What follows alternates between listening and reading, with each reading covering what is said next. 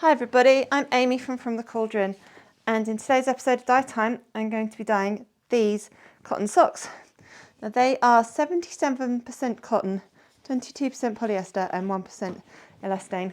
So they should dye quite nicely. They won't take up all the dye, but it should be quite nice. I'm hoping. So what I'm going to do, I've just rolled that one up into a bit of a sausage shape, and I'm just going to roll this one up again, put them in my little pot like this. Now this is all dedicated for dyeing equipment that I'm using today. I don't use it for food. These have been soaking in soda ash and water for I think about 2 days now. I'm going to ice dye with these, and I had planned on ice dyeing with them yesterday, but I did another project and I ran out of ice before I got to these, so I'm now doing that today. And the dyes I'm using are dragon fruit and electric melon. They're both fibre reactive dyes from Dyer.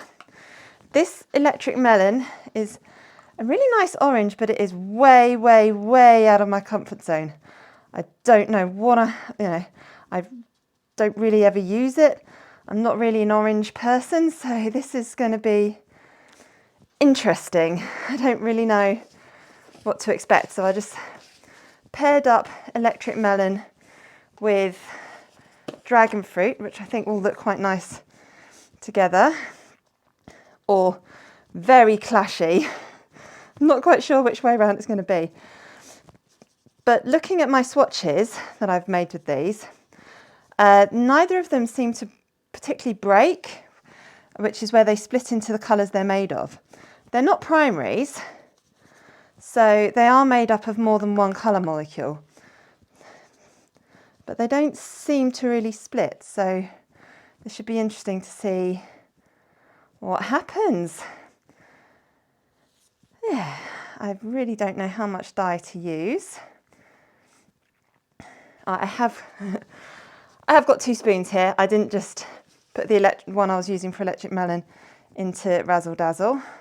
No, not Razzle Dazzle, dragon fruit. I did think about pairing it with Razzle Dazzle, and I'm going to use Razzle Dazzle in another project.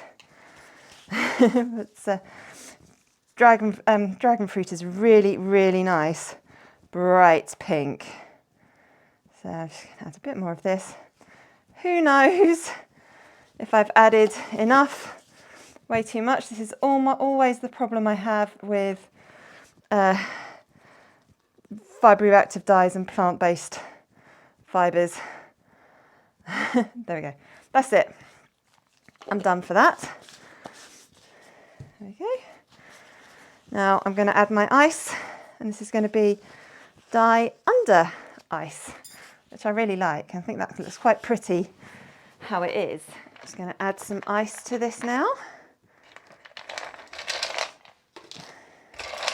I'm just going to fill it up, and hopefully once this melts it will be enough liquid in there. Now because this is cotton, it doesn't need heat particularly, it needs time, so I'm going to go leave this somewhere. It was quite sunny this morning, but it doesn't look, it looks like it's clouded over, so I'm just going to go leave this somewhere out of the way for the next couple of days. We'll come check on it once the ice has melted. This has been sitting in the shed for about 2 days now. I haven't touched it. As you can see, there's still lots of condensation on the top of this lid. Quite excited about this. That's pretty colour.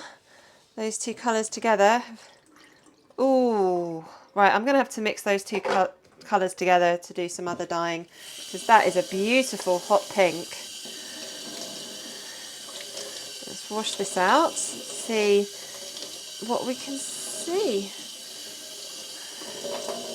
I can see some of that electric melon popping through, but the dragon fruit really has taken over on this. That's not bad, because I really love this colour and I love what these 2 colours have done. Maybe I should try doing a what do you call them? I'll do a colour mixing experiment with these two, see what we can come up with. Now this is just Cold's tap water, and I've actually remembered to put my gloves on today so I don't have rainbow hands by the end of this. I've been washing this for less than a minute, about a minute, and the water is already almost running clear. Not completely, but it's not that bright pink that was in here when I poured out all that water. So yeah, I'm happy with that. And I'm washing out a few things today, and I'm experimenting with rinsing them out in cold water and then just pouring some hot water on top.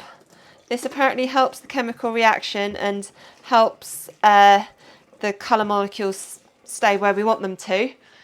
I mean, it will bleed a little bit now because I've added hot water, but apparently that helps. Honestly, I don't understand the chemistry behind it. I'm just going on what more experienced dyers say. So these are now ready to get put in the washing machine with some towels and some things that I don't mind colour transferring onto. And here are my finished socks. Now these ones were dyed with electric melon and dragon fruit, both of which are beautiful colours, but I'm not really that familiar with either of them, particularly electric melon, as I don't often dye things orange. That's a bit out of my comfort zone. But I think these two colours have worked well. I wasn't sure if they would work well together or if they'd look awful and clashy together, but I think they're really pretty. You can see the dragon fruit has sort of taken over, but there's still some really nice orange of the electric melon along these. And if you have a look at this one as well, I wonder if that one was underneath. You see the the electric melon along the top there as well. I really love how the patterns that this has produced. I think, did I roll these ones up? Yeah, I rolled these ones up, so they were rolled like that. So that must have been on top to get the electric melon, and the dragon fruit's just spread through, and it's created these beautiful patterns. I must have rolled that one up a little bit tighter than this, as there seems to be a lot better colour coverage on this. It's still beautiful. They're just both slightly different, but still a lovely pair of socks. What do you think? Would you have chosen electric melon and dragon fruit? Or would you have chosen other colours? What do you think of these socks? Let me know down in the comments. And while you're at it, make sure you're subscribed to my channel and you've got notifications turned on. Thank you so much for watching.